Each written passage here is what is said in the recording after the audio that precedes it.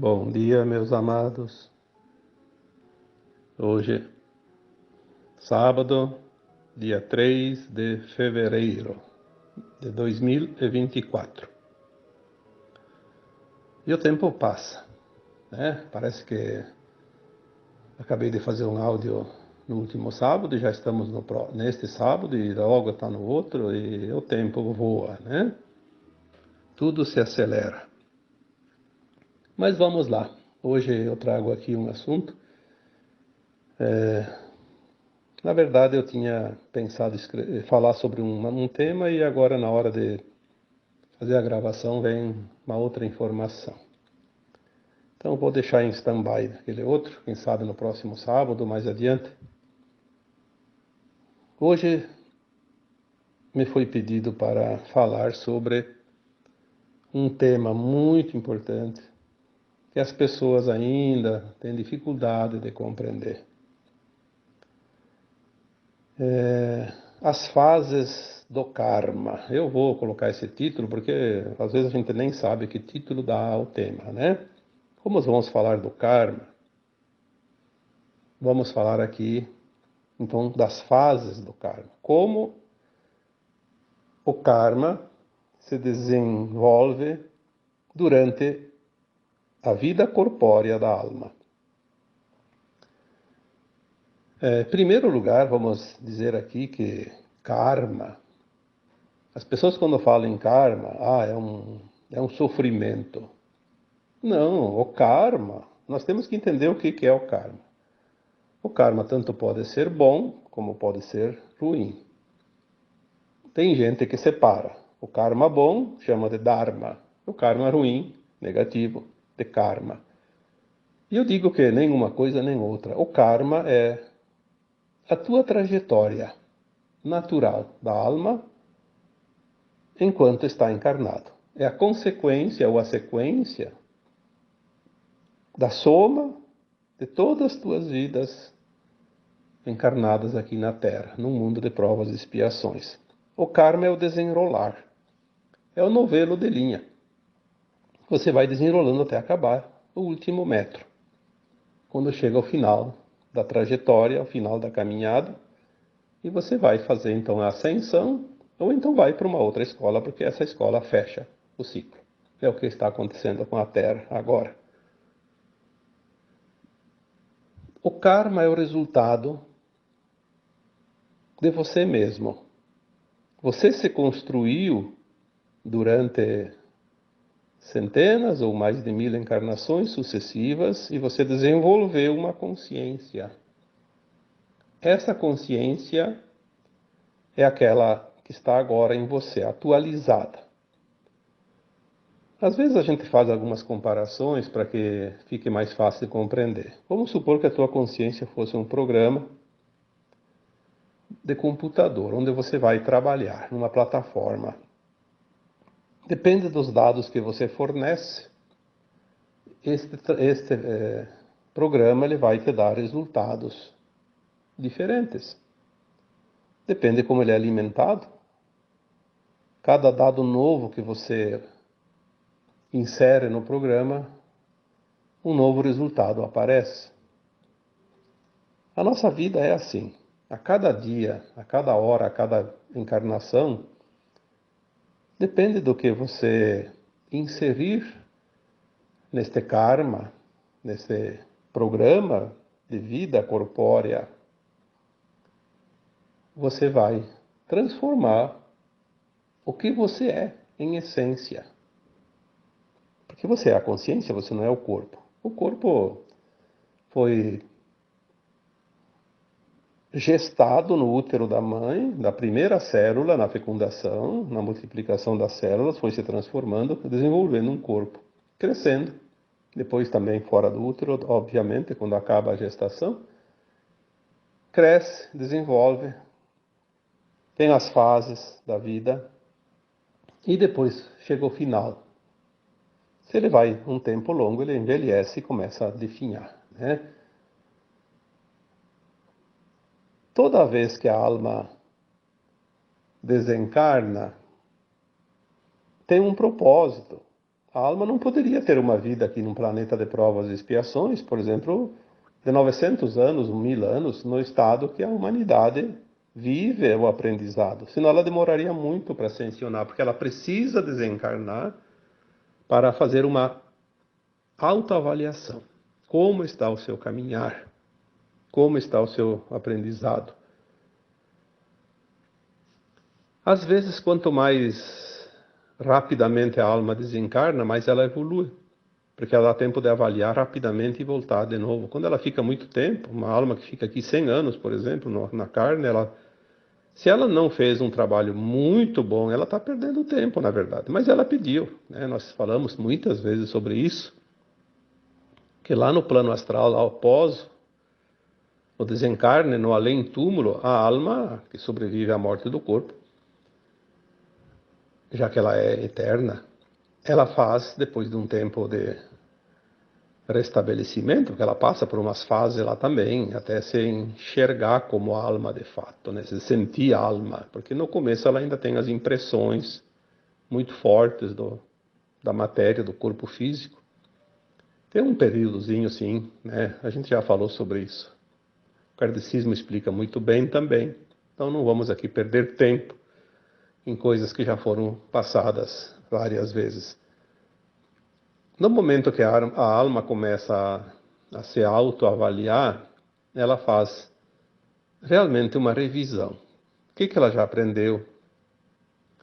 O que falta aprender? O que ela fez de errado, né? O que ela cometeu de dívidas que precisam resgates? E ela tem toda essa lembrança das vidas passadas e também sabe do futuro e tudo que vai acontecer num tempo linear dentro de um período que ela vai estar encarnada. Então ela faz um propósito. Falei esses dias sobre o plano de alma como um projeto estrutural de um prédio. O projeto estrutural não pode ser mudado. Pode ser mudado depois dos arremates. Então a alma fazendo esse projeto encarnatório, ela sabe o que vai precisar, porque ela escrevendo isso no plano, mesmo que ela esquece depois, ao reencarnar, o universo, que é sábio, as leis divinas, né? Quando a gente fala universo, falamos aqui de todo aquilo que é criado. Tudo que é criado, o Criador, Deus, universo, né? A consciência una na fonte. Essas leis máximas da espiritualidade, elas têm um mecanismo que possibilita que aquele plano da alma seja trazido no cotidiano da alma quando encarnada. Sem ela lembrar, as coisas vão acontecendo exatamente como ela pediu. E esta é a linha mestra do plano. Porque ela pediu. Mas a alma tem muitas possibilidades de escolha. Por isso as pessoas dizem, se é meu karma, eu tenho que me conformar e até o fim da vida. Não. Não. A não ser num caso específico que a alma pede um sofrimento para a vida toda, aí sim, mas são casos mais raros. Eu vou dar alguns exemplos. A criança que nasce cega, que nasce surda, que nasce muda, sem os braços, sem as pernas, enfim, qualquer problema físico, um problema congênito, uma deficiência qualquer num órgão que não tenha como reverter. E isso é para toda a vida. E mesmo assim, eu vou falar depois, que dá para amenizar, mesmo que não dê para reverter. Porque todas as possibilidades não são oferecidas. É isso que nós precisamos entender para aliviar as nossas dores, os resgates necessários.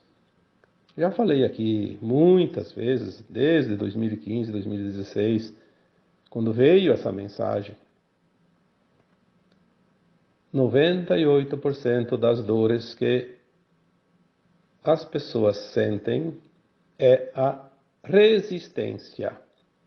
Não seriam necessárias. Olha que é muita porcentagem. né? 98. Sofre-se porque se escolhe sofrer. Por isso eu já coloquei também tantas vezes que a dor é uma opção. Em 98% dos casos, a dor é uma opção. Tem os 2% que não tem opção, né? Mas a resistência em quê? Em compreender, aceitar e soltar.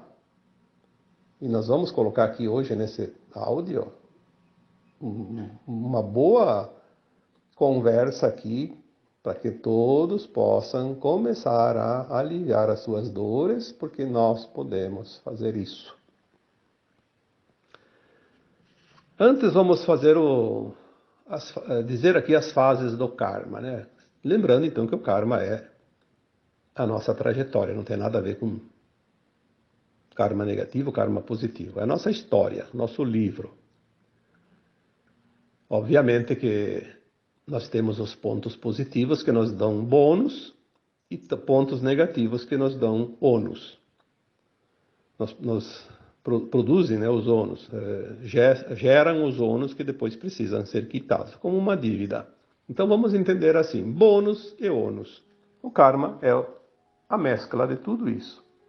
Cada atitude, cada ato, cada ação, cada escolha nossa, ou produz bônus ou gera ônus. E são as nossas moedas de troca, né? Então as fases do karma, eu coloquei aqui algumas fases. O plano da alma, as oportunidades depois de estar encarnado. Dentro das oportunidades vêm as escolhas.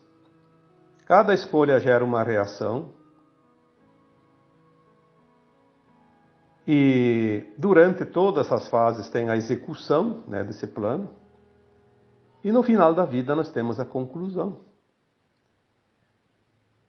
E também a missão, que se estende desde a vida jovem ou adulta. A missão vai aparecer um dia. As pessoas dizem, eu não sei qual é a minha missão. Por que não sabe? Porque a pessoa imagina que a missão é uma tarefa exclusiva e importante que ela veio fazer, ela tem que executar. Tipo, trabalhar com cura, com espiritualidade, com isso, com aquilo, cuidar de idosos, cuidar de doentes, ou então uma profissão qualquer que não rende muito, mas vai ajudar as pessoas. Então acha que a missão é isso. Sim, isso também é missão. Mas a missão todas as almas têm. Basta que encarne tenha uma missão. Às vezes a missão é simplesmente fazer o seu melhor.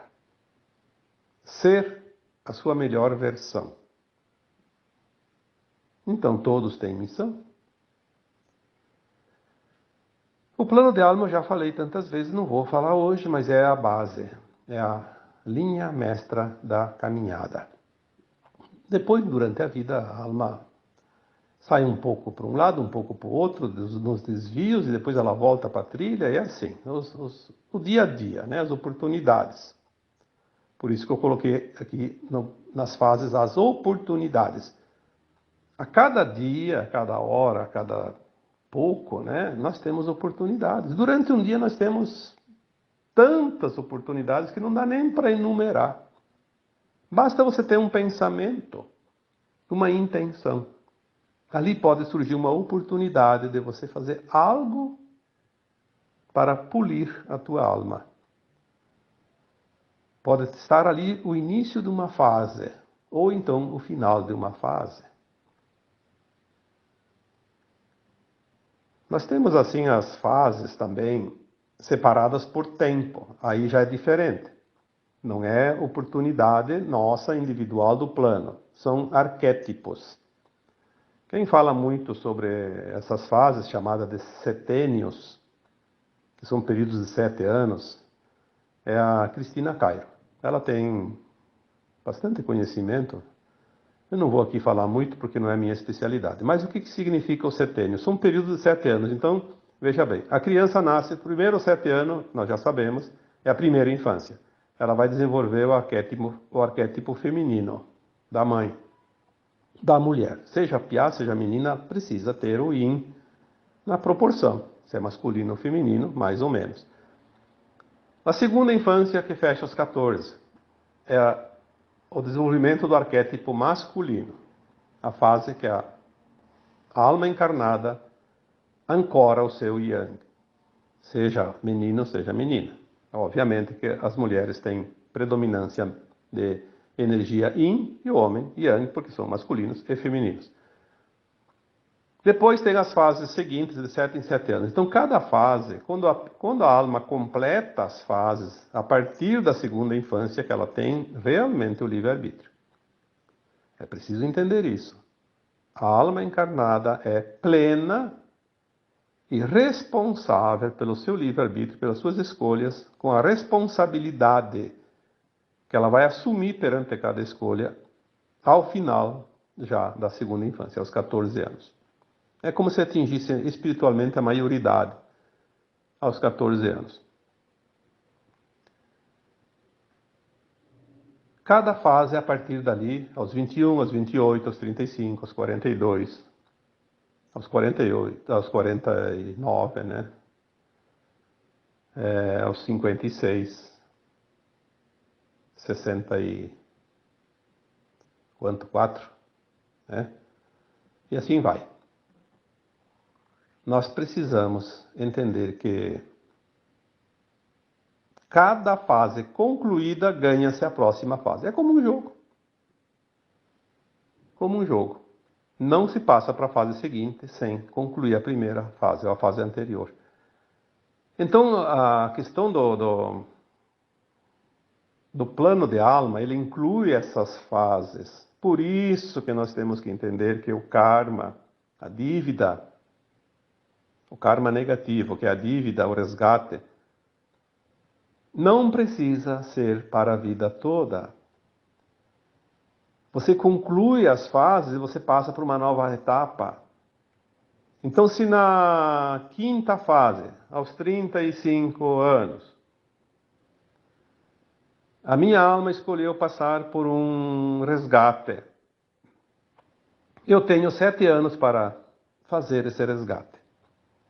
De uma forma amorosa. Compreender, aceitar, soltar. É aquilo que eu sempre digo, que é a forma de se libertar da dívida, do resgate. Quando chega uma situação, compreender. Bom, você veio para mim, é porque é para mim, não é para o vizinho.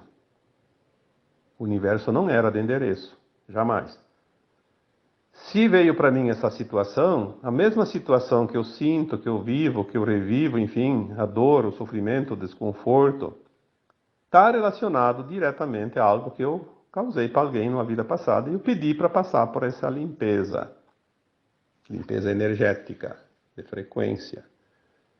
Então, se eu compreendo que veio para mim porque é para mim, se aquela situação eu estou sentindo para fazer o resgate mais rápido. Já falei tantas vezes que a dor é a moeda mais valiosa da troca, nos acertos de contas da alma. Compreender e aceitar. Naturalmente, ela se solta. Se eu passo de fase, se eu faço isso, eu passo de fase. Mas veja que coisa interessante. Então a gente fala assim, a alma pediu para viver 70 anos, ela vai viver 70 anos, não vai embora antes se não for pelo suicídio. Sim, em parte. Veja que, por isso que eu sempre digo, a verdade na terceira dimensão, ela é relativa, não é absoluta. Eu pedi 70 anos, vamos supor, para a minha alma pediu, afinal, né, 70 anos para viver nessa vida, eu posso viver os 70 anos sem nenhum problema, e ninguém fora de mim vai mexer nisso. Mas eu, pelas minhas escolhas, posso encerrar a minha vida corpórea numa das fases dos setênios. Se eu não passei numa fase, eu encerro. Porque é o seguinte, se não fica aquela conta, porque se eu não encerro uma fase, vai ficar uma lacuna e eu tenho que cumprir numa outra encarnação. Seria um atraso, depois ter que começar lá atrás de novo na próxima encarnação. Então, é melhor a alma desencarnar e logo volta e aí completa, faz um novo plano e coloca aquela falha para completar. Então ela avança mais rapidamente. Por isso é importante que a gente entenda a vida e cumpra com as fases. A gente vai até o final pedido, até os 70 anos, vamos supor no exemplo que eu dei aqui, e faz o seu plano completo, a execução, né? A conclusão final. Cumpriu com a sua missão. Nós temos muitos relatórios de pessoas que dizem assim: ah, eu despertei há tantos anos atrás porque aconteceu tal coisa. Por que aconteceu tal coisa? Geralmente coisas ruins, uma doença, uma desgraça, uma tragédia. Porque a alma não ia completar o setênio, porque estava tudo bem, tudo tranquilo e, como diz o ditado em time que está ganhando não se mexe, está confortável. Então a alma colocou no seu plano, se naquele setênio eu não fizer a minha parte, não fizer aquela, não completar a fase, antes de completar os 7 anos lá, aquele setênio, eu vou pedir que me seja dada uma oportunidade, através de tal coisa, uma doença, por exemplo. E daí a doença vem. São tantas histórias que a gente aqui teria, não uma vida inteira, milênios, se fosse buscar e contar. É muita história. Todos nós temos histórias. Se você tem 100.000 anos já de encarnações aqui nesse planeta, imagina 100.000 anos contar a história tua. Só a tua história. As coisas vão se completando de passo a passo. No dia a dia, mês a mês, ano a ano, de 7 em 7, e assim vai.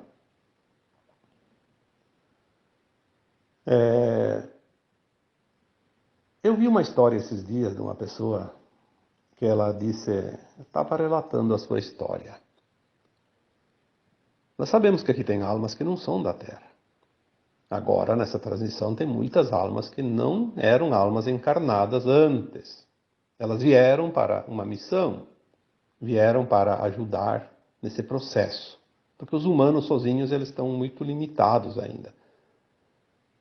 Essas crianças que estão nascendo, a gente já sabe que a maioria são sementes estelares, não são seres que estavam encarnados antes aqui na Terra. A maioria, nem todos, obviamente. Eles vêm para ancorar a energia. E eles estão tão elevados que eles precisam se esconder atrás de uma síndrome para poder suportar a energia de baixa frequência ainda existente por aqui. Por isso tantas síndromes por aí, né? Mas isso nós já falamos outras vezes e podemos falar mais adiante. E todos nós vamos descobrir essa realidade também. Mas tem pessoas adultas que vieram numa missão. Então uma pessoa estava contando a sua história, ela já conseguiu decifrar o enigma, né? Deve estar lá com 60 anos, 70, sei lá, 50, mas uma pessoa já bem adulta. Ela contou a história dela e eu achei interessante, porque são muitos casos assim, parecidos, né? Ela disse assim, eu nasci numa família pobre, lá no interior, na roça, e desde pequena eu... Era uma senhora, né? Desde pequena eu me sentia não participante ou não parte deste mundo. Eu sabia que não era daqui. Então, já nos primeiros anos, eu tinha 3, 4 anos que eu conseguia andar para cá e para lá na roça, né? Eu levantava de manhã cedo, subia um morro. Subia um morro, o morro mais alto que tinha perto de casa. Subia naquele morro e ficava lá em cima sentado o dia inteiro, esperando alguém vir me buscar. Eu sabia que alguém viria me buscar porque eu sabia que não era da Terra. Eu estava aqui, perdido aqui na Terra. A minha família não era nada comigo, não tinha nada a ver comigo, tanto que me excluíam, achavam que eu era fora da casinha meia louca, né? Porque não me interessava por nada, não queria saber de nada. Depois chegou o tempo da escola, também não queria ir para a escola. Eu só queria ir embora daqui.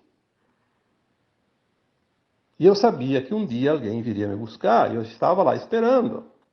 E o tempo foi passando. E eu fiquei jovem, fiquei adulta. E quando eu estava já numa fase mais adulta, tive um problema de saúde, um câncer de mama. E eu tinha certeza que eu não precisava ficar doente, eu não precisava passar pela doença. Sim, claro, se ela é uma alma que veio para ajudar na missão aqui agora da transição final da Terra, ela não teria que passar por doença. Não tinha nada de dívidas, de resgates. Obviamente que não tem que passar. Por isso nós dissemos sempre que ninguém passa o que não precisa passar. E ela teve um câncer de mama muito, muito ruim, muito brabo. Por quê? Por que aconteceu isso? Ela mesma conta, mas a gente não precisava nem que ela contasse. A gente sabe por quê. Estou falando aqui nesse áudio dos arquétipos, dos setênios, das fases. Ela tinha uma missão. Dentro dela tinha todo um esquema, né? Um plano de alma. E ela foi fazendo as fases ali, né? Normal de um ser humano que ela encarnou, nasceu do ventre da mãe, como todos os outros. Diferente, obviamente, na sua consciência. Mas ela não quis fazer as fases dela porque ela queria só ir embora, só ir embora. Não queria fazer nada. Ela se negava a fazer a missão. Mesmo que ela não tinha a consciência plena da missão, mas ela sabia que ela teria que fazer algo. Não tinha que ir embora. Ela veio aqui fazer um trabalho. Se você é contratado para fazer uma obra, você vai lá e faz a obra, vai lá, olha e vai querer ir para casa, não vai fazer nada. Então ela entendeu, naquela hora que o câncer pegou, e ela teve inclusive que fazer uma cirurgia e retirar os seios, né? Ela disse que praticamente quase desencarnou. Ela teve inclusive uma experiência de quase morte. Ela esteve do outro lado, viu muita coisa lá no plano astral, se viu de fato no mundo etérico, sem o corpo, como as experiências tradicionais de quase morte que a gente já conhece. E aí foi o que ela conseguiu entender a missão dela. Por isso ela teve o câncer, por isso ela sofreu, para poder mudar. Senão ela ia esperar que alguém viesse buscar ela até o final da sua existência. Então hoje ela está na missão. Ela descobriu que ela tinha outras coisas a fazer. Ela sabe que ela não é daqui, ela sabe que não tinha que fazer o que os outros fazem, porque ela é diferente, mas ela veio para uma missão e ela tem que cumprir a missão. Então todos nós temos a missão, você tem, eu tenho, todos nós temos. Nem que seja a missão de ser apenas uma dona de casa, de ser um pai de família, de ser um empregado numa indústria, num comércio, qualquer coisa, um pedreiro, um varredor de rua, um médico, um professor, qualquer coisa. O universo nos coloca na frente as oportunidades. Veja que as fases do plano encarnatório, ele tem o plano de alma lá no mundo astral, mas depois que reencarna, começa então a aparecer as oportunidades. Se não fossem as oportunidades, nós não saberíamos jamais qual é o plano de alma. As oportunidades vão surgindo naturalmente. E quando chegam as oportunidades, nós temos sim, ainda temos, olha como é interessante o plano divino. Maravilhoso, fantástico. Não basta vir as oportunidades, nos é dado ainda o poder da escolha. O que eu vou fazer com essa oportunidade? Vou dar seguimento, vou abandonar, vou largar, vou experienciar e vou jogar pro lixo? Não vou me interessar? Vou me dedicar mais ou menos? São as oportunidades e as escolhas. E a reação que nós temos perante, né, essas oportunidades, a reação. Reajo bem ou reajo mal? Qual é a energia que eu vou colocar lá? Nesta reação, nós temos uma grande oportunidade de cura, de alívio, quando o karma é negativo, quando é resgate. Veja bem, eu já falei algumas vezes, porque ultimamente está vindo muito forte essas informações. Nós não precisamos sofrer, porque nós já quitamos as nossas contas. Os nossos ônus já foram cobertos com os bônus que nós temos e não temos que ficar nos preocupando muito, né, com essa situação. Ah, é para sempre. Ah, tem uma doença, é para sempre. Vou sofrer. Tem um relacionamento ruim, é para sempre. Tem uma vizinhança que incomoda, é para sempre. Tem um emprego que não me faz bem, é para sempre. Eu tenho que ficar lá até me aposentar. Essa resistência é que nos causa as dores. Vamos supor que você tenha um relacionamento, um exemplo, porque a gente tem que dar exemplos para entender. Podia dar qualquer um, vou dar esse do relacionamento. Quantas pessoas, eu sou infeliz no casamento porque meu marido, minha esposa, enfim, é isso, é aquilo, e não muda, e não entende. É um monte de desculpas, né? E a relação está muito pesada. É um sofrimento sem fim. E a pessoa diz, eu não posso sair porque tem criança, porque isso, porque aquilo, por causa das convenções sociais. Tem lá um monte de desculpa. Então é assim, é uma dor que parece não ter solução. E ela continua. Uma semana, um mês, um ano, 2 anos, 10 anos, 20 anos, e às vezes vai até o final da vida. A dor é uma opção. Nesse caso também, e sempre é. Se você começar a pensar, por que eu estou infeliz no casamento? Por que os outros casais parecem? Parecem, né? Porque a maioria não, só parece mesmo, né? Cada um tem as suas arestas aí para parar. Mas se eu estou infeliz numa relação afetiva, por quê? Em primeiro lugar, porque eu pedi para passar por essa experiência, que é a oportunidade de quitar essa conta, harmonizar essa energia desarmonizada numa época remota. Se eu pedir no meu plano de alma, primeira coisa, lembrar da benevolência do plano divino. Gratidão por me trazer a oportunidade que eu pedi, porque eu não lembro. Gratidão, gratidão pela oportunidade. Se veio para mim é porque eu pedi, é para mim. Primeiro passo. Segundo passo. Por que essa situação me traz a dor? O que eu não estou compreendendo aqui? O outro é, ou a outra é muito isso, é muito aquilo. Nós já colocamos tantas vezes que tudo é ressonância. Se eu sinto algo em relação a alguém, é porque eu tenho dentro de mim a outra parte do fio. Ou então, como um Wi-Fi, tem a senha. Acessou. Não tem como ser diferente. É a ressonância. Nós atraímos por afinidade. Por simpatia, como já foi dito também, né? É uma simpatia diferente, né? Mas é por frequência mesmo. Tudo é frequência. Você não acessa nada sem a frequência. Nem um telefone sem ter a frequência da operadora, nem um canal de televisão sem a frequência, e nem uma emissora de rádio, uma faixa de onda, né, sem a frequência, e assim por diante. Tem a frequência ali, está ali porque foi pedido e as coisas aparecem, é ali que tem o trabalho. E o problema nunca está no outro. Nunca está naquela pessoa que está sentindo. Às vezes o sentimento é recíproco, então os dois têm o trabalho a fazer. Mas ele é diferente para cada um. Cada um sente de uma maneira, de uma forma.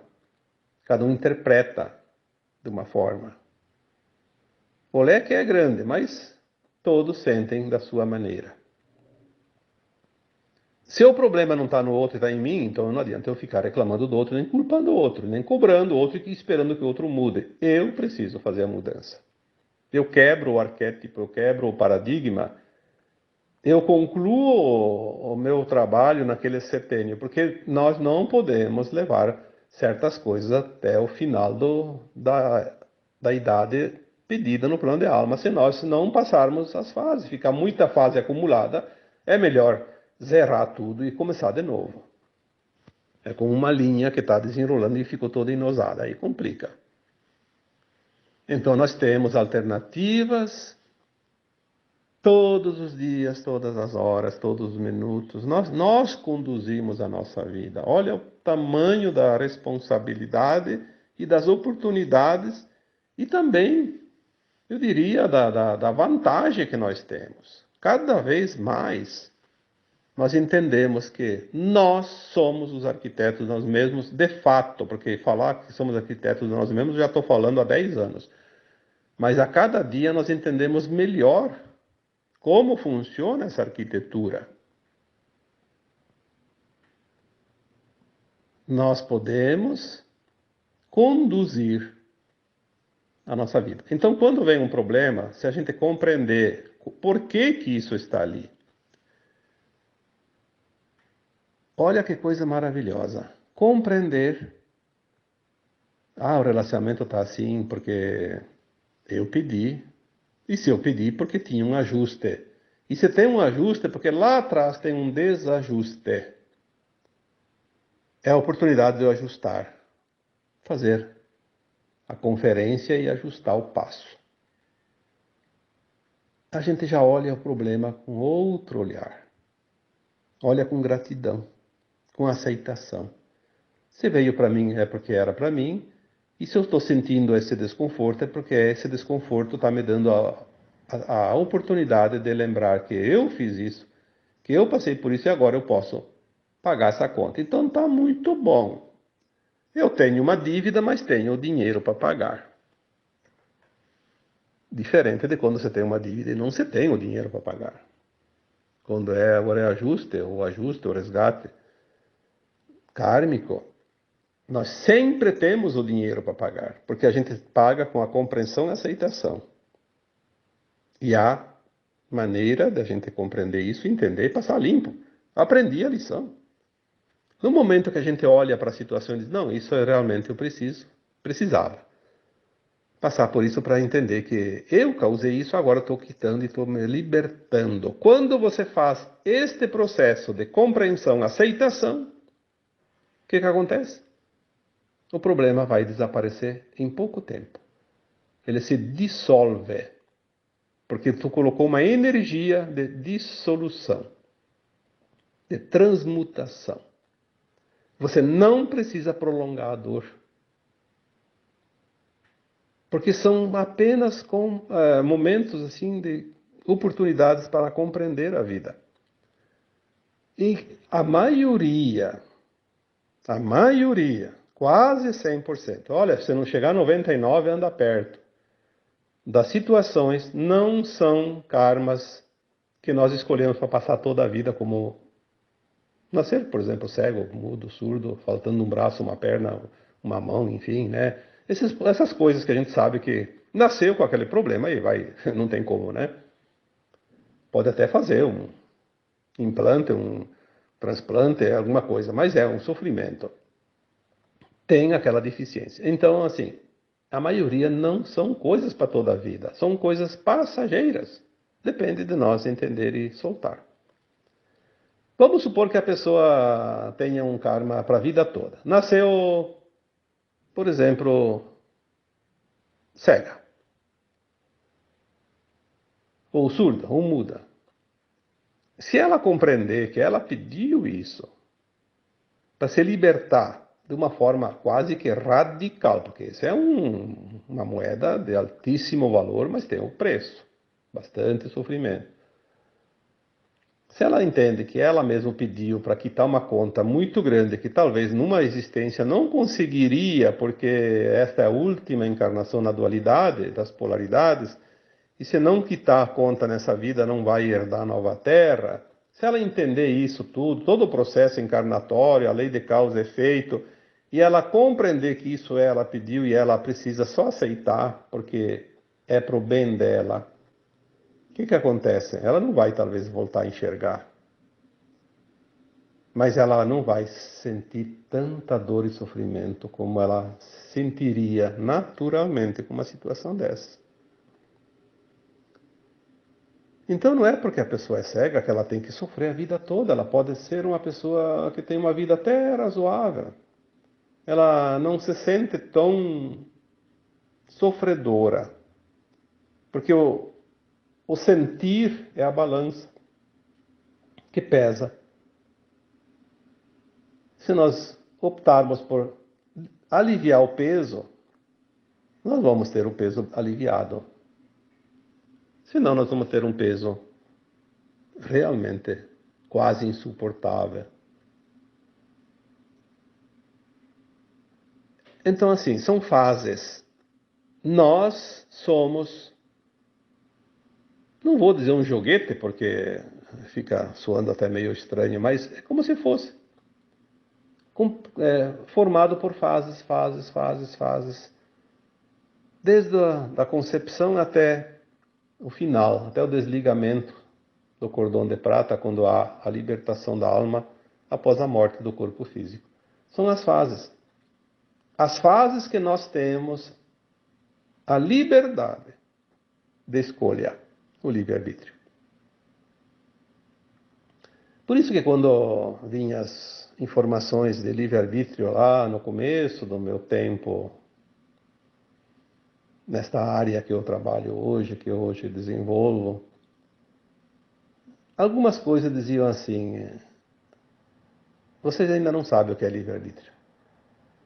E de fato, a gente não sabia. Eu tenho livre-arbítrio de decidir só quando me interessa. E quero só o melhor. Não, o livre-arbítrio ele é sempre um poder de escolha em qualquer situação, todos os segundos da nossa vida corpórea. Aliás, eu já escrevi sobre isso, que o livre-arbítrio também ele está lá ligado ao período entre vidas, quando a alma está desencarnada, ela tem o livre-arbítrio de escolher o que ela quer quitar nessa vida ou na próxima, ou deixar para depois, etc. Ela tem o livre-arbítrio de escolher se ela quer reencarnar agora ou esperar mais tempo. Ela tem o livre-arbítrio de escolher se ela quer encarnar como mulher. Ela tem o livre-arbítrio de encarnar numa vida de abastança ou de pobreza. Ela tem o livre-arbítrio de escolher o país que ela quer ir morar enquanto encarnada. As profissões que ela quer executar, né? Se ela quer ser bem-sucedida ou fracassada para curar isso ou reformular alguma outra dívida ou um aprendizado que ainda falta. E é muita história. E, por fim, a alma teve o livre-arbítrio de aceitar vir para esse planeta de provas e expiações antes de encarnar a primeira vez na Terra, quando ela estava no plano astral, num mundo com certeza muito melhor. Ela aceitou vir experienciar a vida nesse mundo limitado. Então, falar de livre-arbítrio tem que ter um pouco de bagagem, senão vai ser que nem aquela criança chorona no mercado que rola no chão porque queria um picolé ou um sorvete e o pai e a mãe não deram, né? Uma criança birrenta. As fases da nossa vida são interessantes. Quanto mais nós entendemos, mais nós vemos a perfeição de tudo. Eu só fico pensando como ainda tem pessoas que perdem tempo reclamar da vida. Passam a vida toda reclamando e só olhando o negativo, quando tem tanta coisa para olhar, aprender, viver, sentir. E eu digo até, falar sinceramente, se divertir, porque a vida é uma beleza. A vida é maravilhosa. Nós temos que realmente entender isso. Nós viemos aqui experienciar isso, é uma experiência. Estamos finalizando. Está tão maravilhoso tudo que agora a gente começa a olhar e dizer assim: Eu cheguei aqui. Eu cheguei até aqui. Que maravilha. Dá aquela respirada e se enche de energia, de pranas, né? E pode dizer, eu sou o que sou, eu sou luz, eu sou um vencedor. Eu consegui. Tudo que é positivo, porque você chegou até aqui, você não é pouca coisa não, tá bom? Então, agora eu vos deixo com um abraço de luz em cada um de vocês. Namastê.